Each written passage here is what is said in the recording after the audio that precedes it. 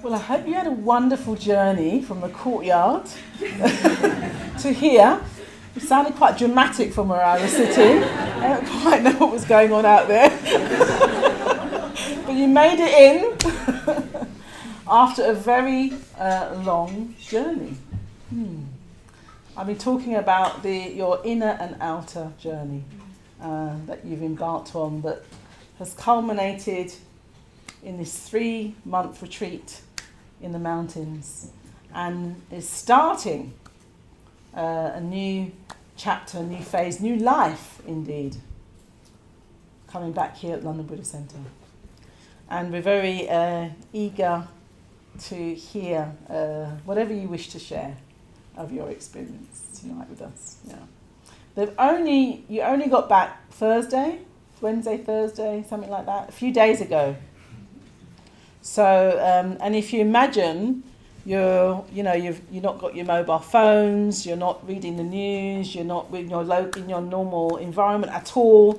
You've been very much secluded, high in the mountains, and then you come back to Heathrow or Gatwick, back to the life that you left, but you're different in a significant way. So, looking forward to hearing from you. And I think you're going to be first. Yes.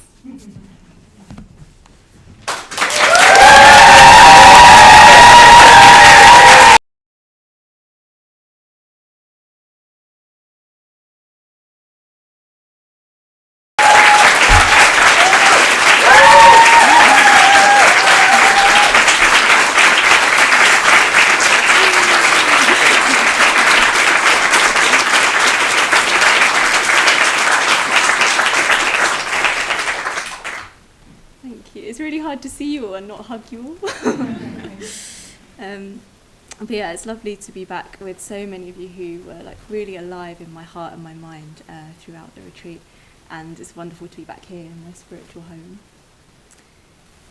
So I've been asked to talk about the path to ordination first, which could be a whole talk in itself really, but just to essentialise it, the path to ordination was about being witnessed deeply and fully.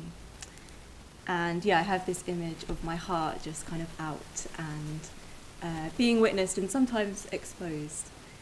And just my heart being witnessed in all of its light and its dark, all of the mess and all of the commitment and faith in the Dharma as well. And particularly it was my spiritual friends in the order who witnessed me, and they are women who I love and trust and admire. And through that process of being seen, it was also letting their love into my heart and developing closeness and intimacy in those friendships. And that will continue beyond ordination. And the more I've been able to be aware of myself, it's like I can go for refuge more and more fully because I'm aware of more of what's there. And when I got up the mountain, I was so struck by the beauty of the place and just continued to be in awe and fascination of the beauty of the landscape for the entire 3 months, really. Everywhere you walk on these crystal rocks, there's these aromatic scents wafting up of rosemary and thyme and pine, and you're just surrounded by glorious, very kind of characterful mountains and what feels like infinite space and sky.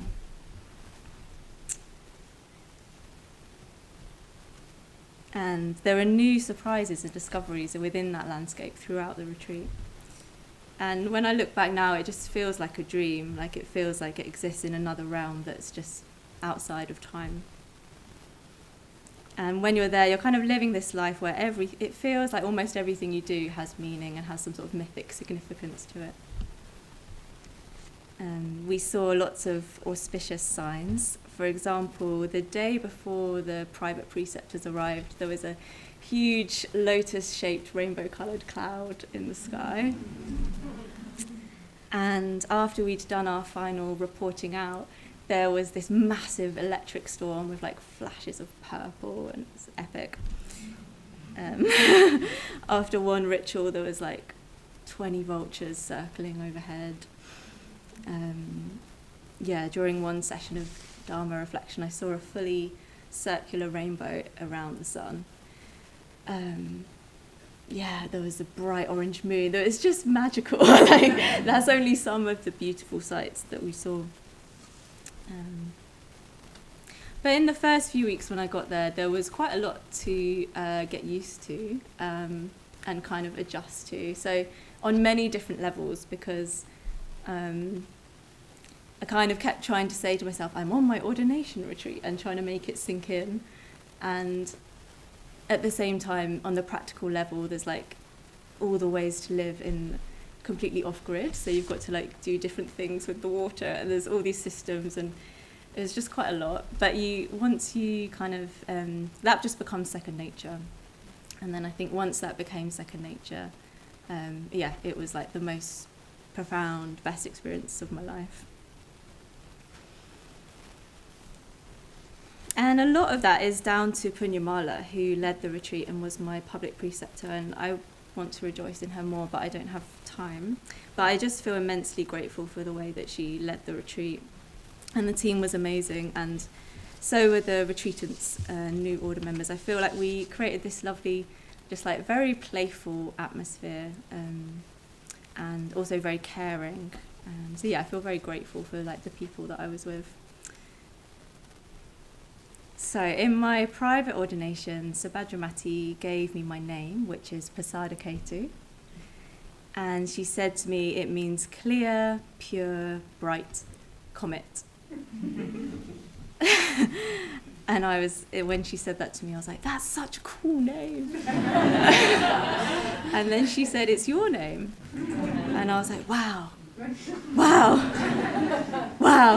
I just kept saying wow. And then I cried because it was just such a blessing to kind of be gifted this name. And Ketu means comet or shooting star or a celestial wonder, and a comet travels in an elliptical orbit around the sun, and the sun is an epithet for the Buddha. So I might be further or nearer to the Buddha, but always connected to the Buddha. And I think having Ketu in my name is really a blessing, and sort of giving power to my sense of directionality and movement and momentum and energy in my practice. And it's funny and interesting, like a lot of people have had this kind of laugh of like joyful recognition when I say that I've got comment in my name, which is really nice that people see that quality in me. Pasada is a really beautiful word, so it means an inner contentment and satisfaction and faith that arises in response to seeing good qualities in other people. So particularly if you were like reflecting on the Buddha, it would be like a very intense pleasure and delight in bringing the good qualities of the Buddha to mind.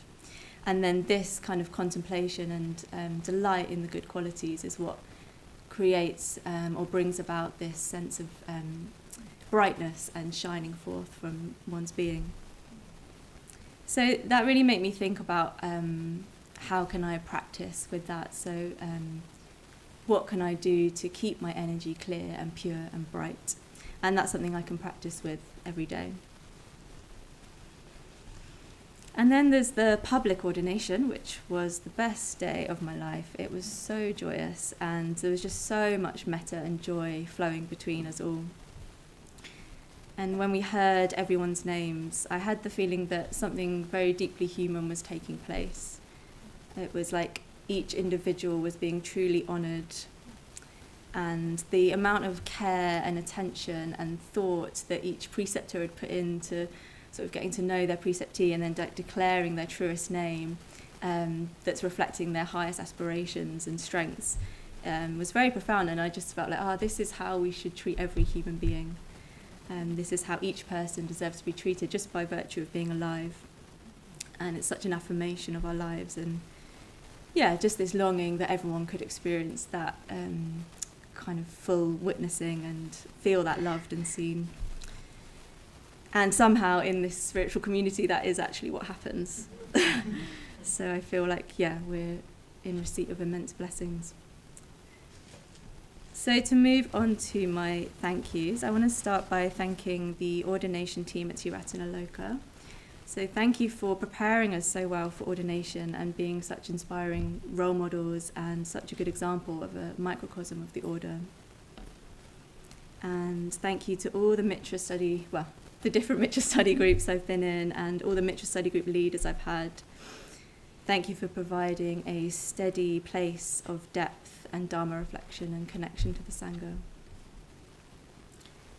And Sangadarin, thank you for always encouraging me for my whole journey and being an amazing partner. And thank you to my GFR group and everyone who's been in my GFR group. Thank you for helping me to deepen my ethical practice in such a loving and warm atmosphere and just being phenomenal friends. And I'm also very grateful for this LBC work context. So the yoga team, the publicity team, the Women's Plus team and the broader team. So thank you for your unwavering support and friendship and inspiration. And thank you to everyone in my Kula, so the group of women who helped me on the path to ordination. Thank you for loving and seeing me and all of your time and attention and care. And thank you to Subhadramati for always lifting me up and propelling me forward and for giving me my name. And then I want to say thank you to Bhante for creating this context where such beauty unfolds, and all of his teachers, but I want to thank Daido Rinpoche, who conducted his Bodhisattva ordination and also gave him the White Tara practice, which is my new meditation practice that I've taken on. And to the whole lineage of practitioners, all the way back to and including the Buddha.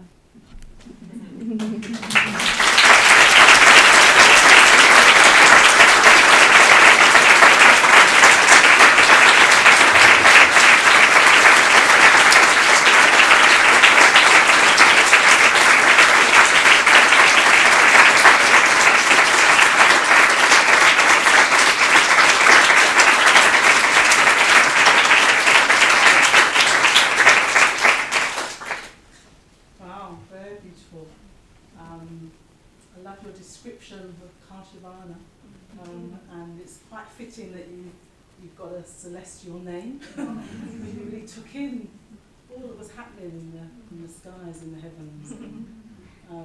Very wonderful, thank you, and really beautiful your appreciation and gratitude for being witnessed and seen all along the way.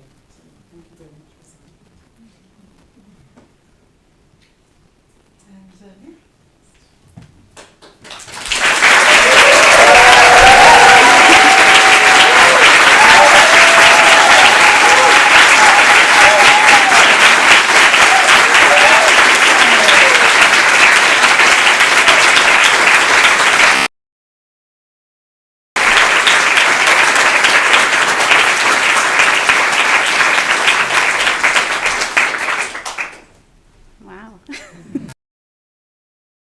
It's really nice to see all of you. I'm going to talk in a slightly different order to Pasadaketu. So I'll start with my name. So my name is Vimoksamati, and it means she who is determined upon freedom. And I really love my name. I loved it from the moment that I heard it. And receiving it felt like a very deep witnessing of not just my spiritual quest and my spiritual aspiration, but a deeper current that's been, a deeper quest that's been sort of lifelong really for meaning, for truth, for liberation, and that's taken many different expressions and forms over my pre-Buddhist life as well. So it felt like a very kind of significant witnessing of that current in my life, as well as a teaching, which I'll talk a little bit more about. But yeah, going back to my early days. So my mum and my brothers are here today. They've come from Sweden. They're just sitting over here. And they didn't know they were going to be pointed out, but they were pointed out. Yeah. And I think I must have been quite quite a stressful child to have, because before I could even walk, I was perpetually trying to climb out of everything. So climbing out of cribs, climbing stairs, climbing up trees. And then that progressed to later as a teenager, rebelling against conventions and ideas that I perceived to be constraining. And then as a young adult, traveling the world, living in different countries, looking for answers in studying anthropology, psychology, in different groups. Kind of just exploring, trying to find more meaningful ways of being, ways of thinking in the world. And after many uprootings and explorations, I began to have what was quite a confronting realization that wherever I went, I took my mind with me. And that I wouldn't find what I was looking for in modifying and optimizing the externals. And this led me to start turning this quest a bit more inwards, and eventually I ended up on the winter retreat, the LDC winter retreat in 2014.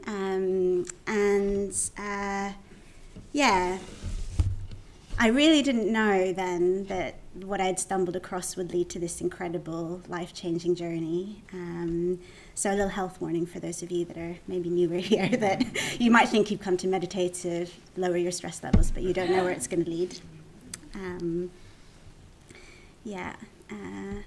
So I asked for ordination a few years after being involved, and I don't think I really knew what that meant either. I think I knew that I wanted to grow, and I didn't want there to be a ceiling to that growth. Like I didn't want, I didn't want to get to the end of something, and it felt like asking for ordination was some kind of open-ended process of growth. So I kind of, I went for it.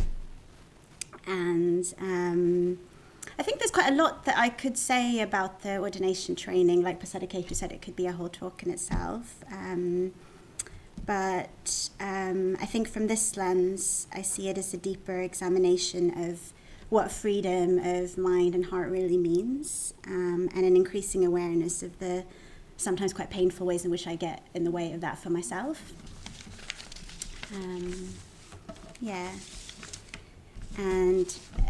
I think quite key is quite a deeply held belief that if I put enough effort in, and this is the determination part of my name, that if I put enough effort in, I can somehow make life work for me and find freedom from suffering in that way. And it's taken me a while, and in many ways I'm still seeing that true freedom isn't kind of getting things aligned or getting things the way that I want them, but opening to and accepting life as it is, letting it live through me, with an open and spacious heart. I think my ordination process, like a huge part of it has been my time in community, living in Samayakula for 6 years, developing those relationships, deepening friendships with other practitioners, allowing myself to be seen, allowing myself to be reflected back. I think being in relationship to others has helped me to see the ways that I block connection, the ways that I block love. I think alongside this kind of determination quality that I have, my ordination has helped me develop the more sort of tender, soft, accepting side as well. So I think that's all I'll say about the ordination process. But a bit about the retreats. So the first thing I want to say is, it's impossible to do it justice. But I absolutely loved it. And there were moments of that retreat where I was the most contented that I've ever been in my whole life. And I experienced more stillness and more peace than I've ever experienced. They were amazing conditions, and it was incredible to see the possibility of that in my own mind, to sort of get a glimpse of that. And I loved being immersed in the beautiful, remote, unspoiled mountain landscape, which Pasadaketu described so beautifully. it felt like it was full of magic and beauty, and this adventurous inner child of mine had an absolute field day climbing up the mountains. And, yeah. And I think the other significant thing I want to say is I just grew to really deeply love all the women that shared that journey with me. And I think it's fair to say that, it was the most harmonious experience of community that I've ever had. So there were 19 of us, and we were all different ages, different backgrounds, different needs, different conditions, and yet we lived alongside each other with such a sense of mutual care, witnessing, authenticity. And where difficulties came up, there was the sense that we all kind of just worked on them in our own minds and hearts. And I'm sure if things need to be said, they were said, but there was this sense that we were all witnessing of the conditions in our own minds that would lead to those things, and witnessing and sympathetic to the conditions in other people's minds. And it was a really inspiring experience, and it felt like such a safe environment to unfold in that way. And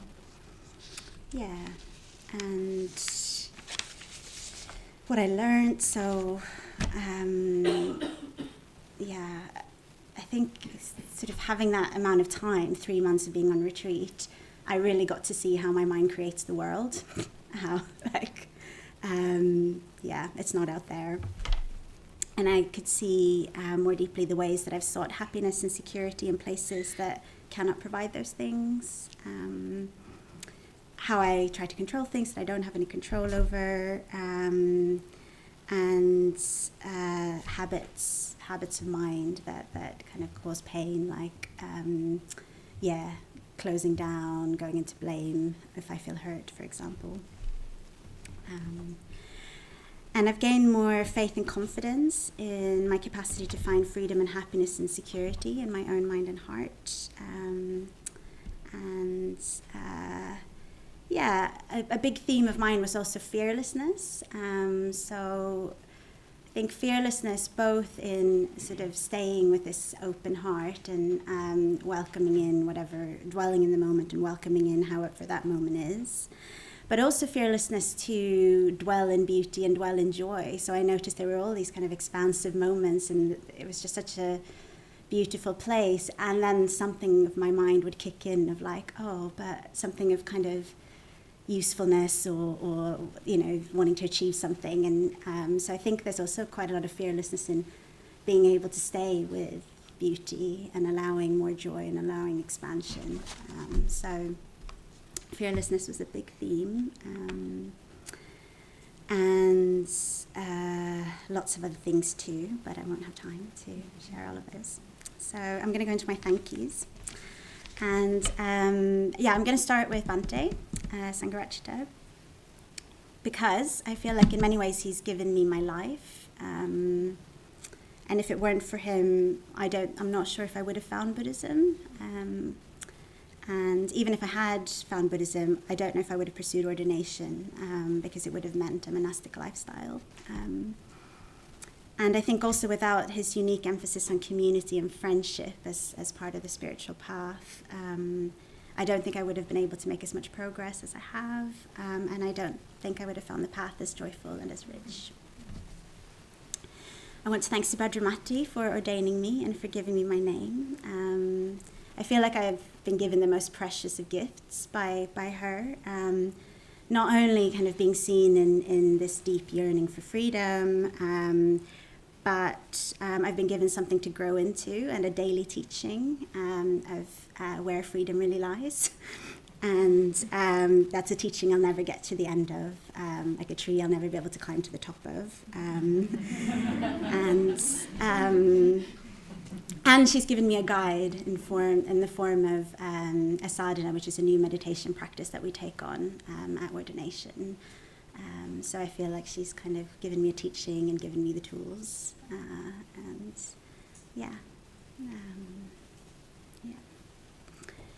And I want to thank my family. So firstly for just providing me with a loving, stable and supporting foundation in life. Which has been there consistently, even if sometimes you've probably questioned some decisions I've made or why I've decided to pursue the things that I've pursued. And I think the fact that you've come all the way from Sweden to be here tonight kind of speaks for itself. Yeah. And I'd like to thank the women in my kula. So Shradagita, Sugati, Svajramati, Akashavidya and Garbhavati, for standing by me and patiently supporting me in my ordination process, even when I became disheartened at times. And in a similar vein, my GFR group, and my former community Smayakula, and the ordination team at Tiratna Loka for all the love, support, and gentle challenge that's helped me to grow and to get to know myself more deeply. I'd like to thank Singamanas, I don't know if you're watching, but for inviting me to my first Buddhist retreat at exactly the right time of my life, where I was receptive. And to Sachamanas for encouraging us to go and for being a companion on the path and a support. Also want to thank my partner Charlie, who's here, for the interests that you take in my spiritual journey and all the emotional and practical support as well around, going away for 3 months and coming back. And for how quickly you've taken to my new name. I want to thank all my brilliant, supportive, inspiring friends. I won't name you all because you know who you are. But for all the love and care and for the best send-off that anyone could have possibly had and the best welcome back. I feel incredibly fortunate to have been blessed with friendships such as these in this lifetime. And the LBC for all the opportunities and encouragement, encouraging me to step up in different ways, opportunities to teach, feedback. And I want to thank, finally, Punyamala and the retreat team for providing such a safe, loving container for all of the growth to unfold. And all of the women I shared this experience with, some of you are in the room today, Sangadarani, Sajikavi, when I bring you all to mind, Kosturti there as well. When I bring you all to mind, it's such a reliable source of metta. I just feel full of love and inspiration. So, I think that's it. Thank you to all of you for being here to witness this talk. Yeah.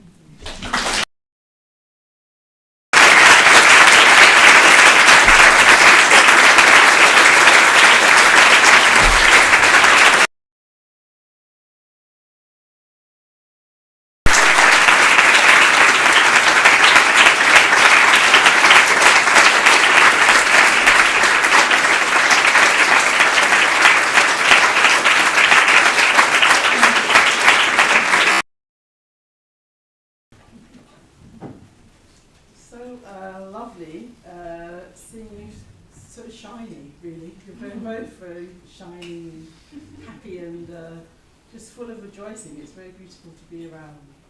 I'm struck by your name. It's a very powerful name, She Who's Determined Upon Freedom. And that's going to be with every single day you wake up.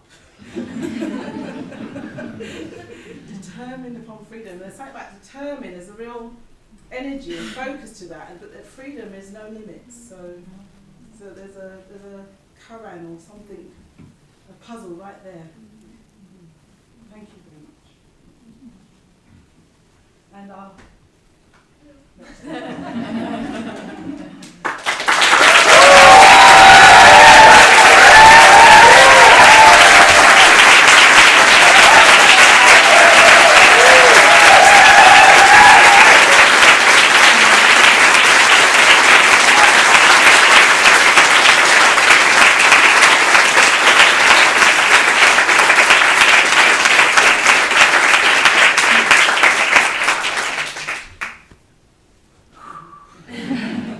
Thank you. Wow.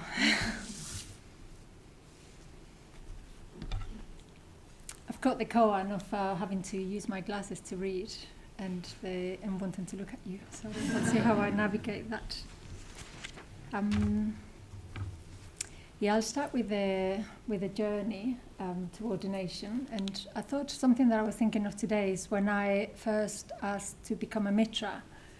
It took me a little while because in my mind I thought if I'm going to ask to become a mitra, I'm going to have to ask to be an order member or join this order. So like Vimoksamati was saying, like, don't let that put you off, but be warned that in a way felt a bit like this is a journey, and there would be no point in starting to not see it through. So it took a little while. But yeah, there was something about there's a call and response, and it was something to do with faith in the way that Sangharakshita described it when he says, if we want a definition of faith, we may say that it is the response, even the emotional response, of what is ultimate in us to what is ultimate in the universe. So it's the response, even the emotional response of what is ultimate in us to what is ultimate in the universe. So there's something about a call or a calling from something that we resonate with, that we're familiar with, but we don't know what it is at the same time because it's a lot more, it's just vast and beyond what we can imagine we can be. So that was, I think that was the beginning of a path to ordination. When I actually asked Subhadramati, I had a huge amount of fear come up. And that was a surprise because I was very dedicated, but I was just, this fear came up. But I saw an image here in the library of, I think it was an image of a Buddha, one of these big images, like gallery, like celestial beings, and there's all these like demons, forces that, like trying to get to it, challenging. And the Buddha was sitting serene, and in seeing those images I thought, you haven't made a mistake. This is the mind, this is the unintegrated mind that is challenging and is like, it will hold me back, but it's not, I've not made a mistake, and this is not me, and this is not mine, it is what the mind does. So that was really helpful. So there are two episodes that I thought on the path to ordination. Yeah, more recently, what really helped is being part of a centre team here at the London Buddhist Centre. So for the last 4.5 years, it's been a place of joy and inspiration and also challenge. And I do think we need both. So I've needed challenge in a way so that I know what I need to work with and like what's triggering me and what's holding me back and how I can respond more creatively. But without the joy and inspiration, that would dry quite quickly. So here I've had the space to do that. So this has been the more recent time. Because of mentioning that, I thought I'd say my thank yous now. And I was thinking it takes a village to raise an order member. And even if it's just been like I've had to do some work and I've had to practice and it's my heart that is in it. And at the same time, none of this could have happened if I was just doing this on my own. It's just an impossible task, and in fact any task in life is impossible on our own. So I would like to thank, I'm reading this so I don't forget. So from the very beginning, like Mitra study group, Surajaya and Mahamani leading it, like the people who put together the material, the companions on the path. They were very fruitful years, like great to do study together. Loads of Sangha friends that have supported along the way. Other friends not in the Sangha for staying curious and being supportive of the path. I'd like to thank my family, they're watching online I think, for being supportive and being curious and open and doing your best to say my name. Also my partner who's watching online, I did say I would wink. And he said, please don't do that, but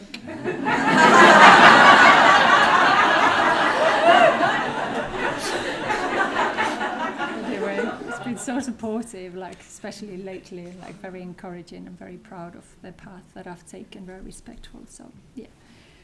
Also very grateful to my Kula, past and present, different people that have come and go for all the support and encouragement, challenging, witnessing, confidence. This comes through. It's like there's a bit like there's a lot of people that go on, this way, that way, no, go to the left, go to the right. So these are just all amazing women that will just help and support.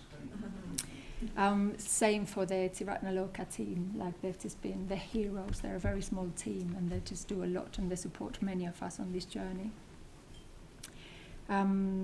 Also the LBC team, the women's team, under the spiritual leadership of Surya Gupta, a blessing, and previously in Yanavacha when I first arrived, so I feel very fortunate. All the Dharma teachers I've ever encountered, and that takes me mostly to, let me see, I'm not missing anyone. Yeah, to Bhante Sangharakshita, without whom none of this would be possible, like we wouldn't be here. And the depth and breadth of his teaching and his elucidation of the Dharma has, like Vimoksamati was saying, I wouldn't be able to practice and live a full Dharma life if it wasn't for him. And the whole lineage, his teachers of the past, all the way to the Buddha and the 3 refuges. So that's my thanks. And I want to say something about the thank you, because in a way, I'm very proud to be here today. And I feel honoured to have been witnessed and to have been affirmed in this way.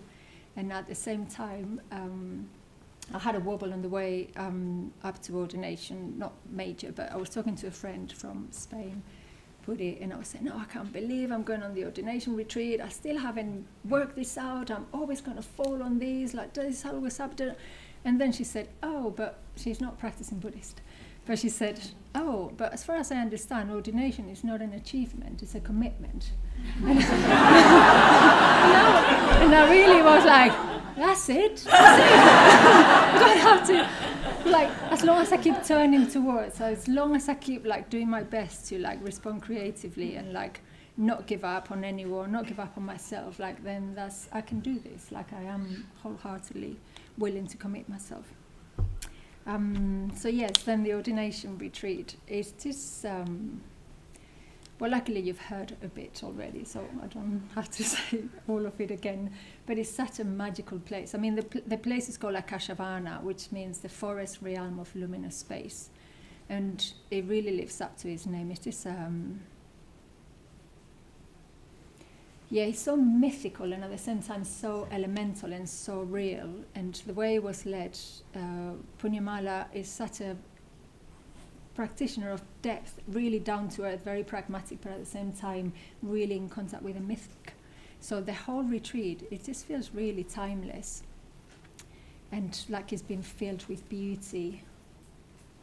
It's really hard to put it, to summarize it, but I just wrote down a couple of things that I thought was worth mentioning. So something that happened on the retreat was like a thinning of the self or a loosening of the self. Part of it is like doing like 6-element practice, which one does once you go into that ordination retreat in this tradition. It's just a bit of a loosening between who I think I am and what surrounds me. So that was helpful. And then the loving, harmonious community really helped as well, losing the sense of self. So as the retreat progressed, it really seemed like the interests and needs of the community were taken, they were just being more important than the needs of the individuals, even if somehow everyone seemed to have their needs met as well. So that was quite paradoxical, but everyone seemed to really want the best for the community. There was something about letting go of roles as well. So there I didn't have to be part of the LBC team, part of the LBC Sangha. I didn't have to be a daughter, a sister, a partner. I didn't have to worry about what my hair looked like or what I wore. Like, so that really helps as well to just thin that sense of separation or loosen that sense of separation. And what that, something else that happened, like I felt like I was able to love more fully. And I was reflecting that sometimes it seems like the deepest wish is to be loved fully, but actually I think it's better to be able to love really fully.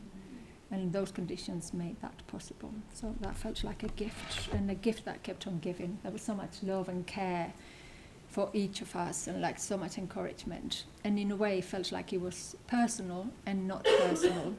So it felt like we got ordained to come back, we go on retreat to come back. It was for us, and it wasn't just for us, it was just for a wider purpose and meaning.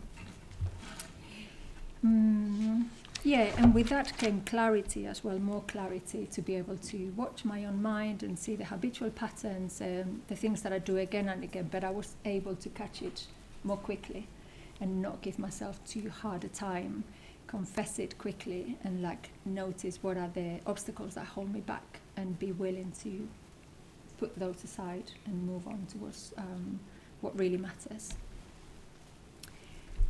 Oh yeah. So then it's not about letting go of what holds me back and all unhelpful habits, even if that is great. You're like, you let go, but then you're being born into something else. So you just shed something, and at the same time, at the private ordination, so the Jaya is my private preceptor, I forgot to say, like...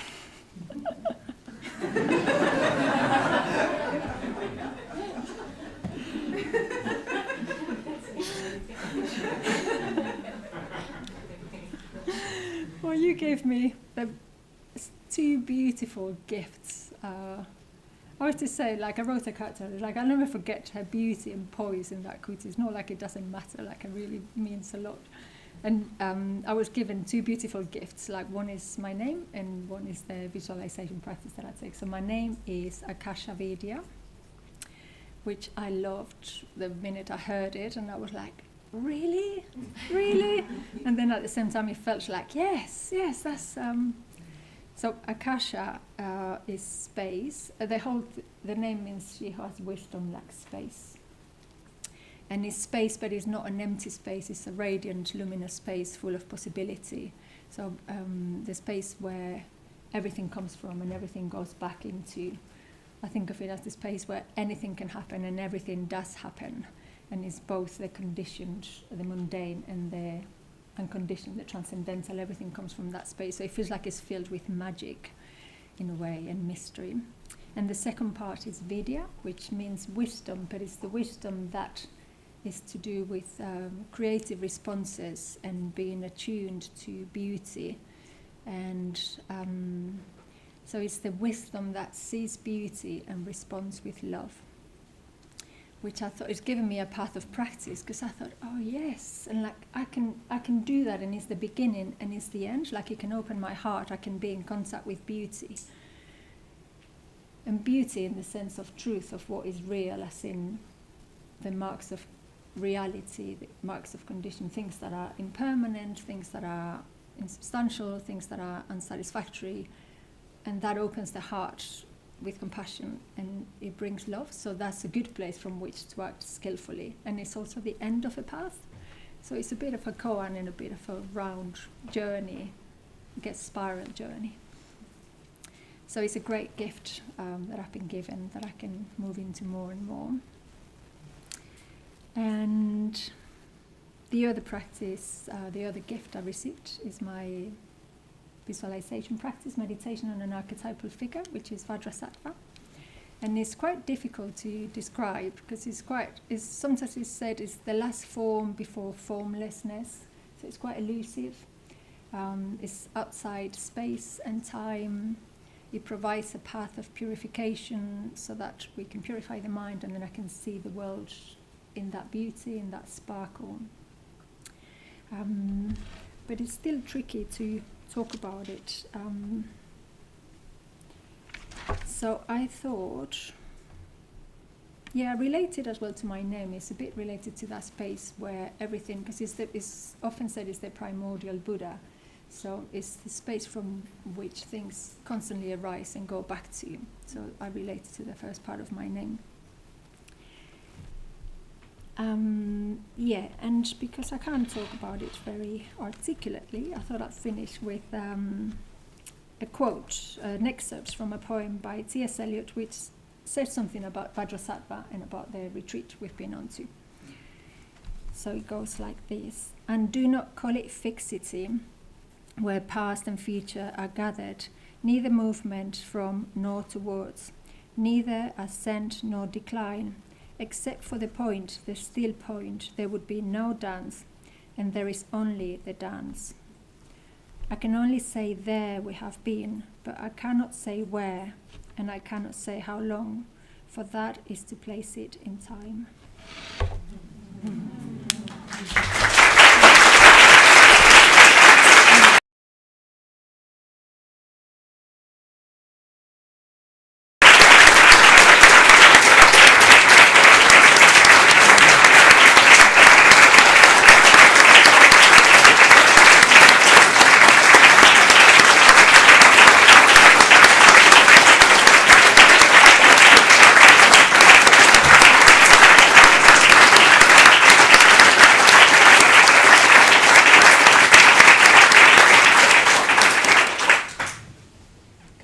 thank you so much for sharing so much of your journey and your insights along the way.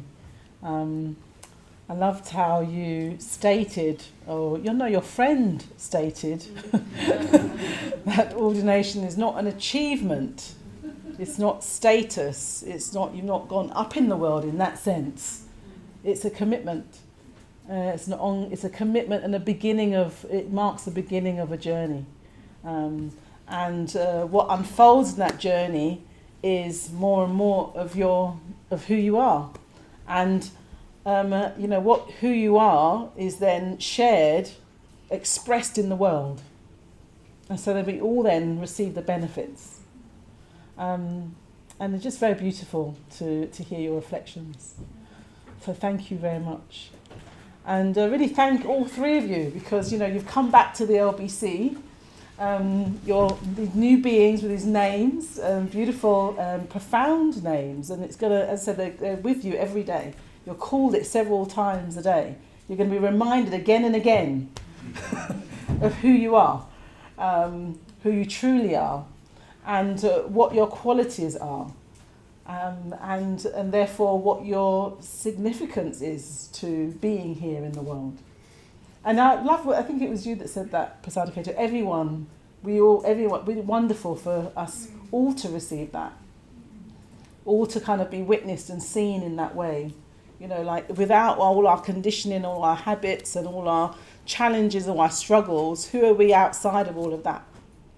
And outside of all of that, we are these beautiful qualities. But we sort of have to learn to see it for ourselves, and then actually somebody needs to reflect it to us. And you've all been given that beautiful gift. And then the practices that you've taken on ordination are also going to support you in realising those qualities more and more. So I'm really happy, very, very happy, delighted that you've come back to the LBC, to London Buddhist Centre. You've joined our order that I'm in. You'll be sharing the qualities and discovering, what it is to, go for refuge again and again. So thank you so much for sharing yourselves with us this evening and bringing some of this light, this spaciousness, this freedom and wisdom from the mountains right here in Bethnal Green. So, thank you.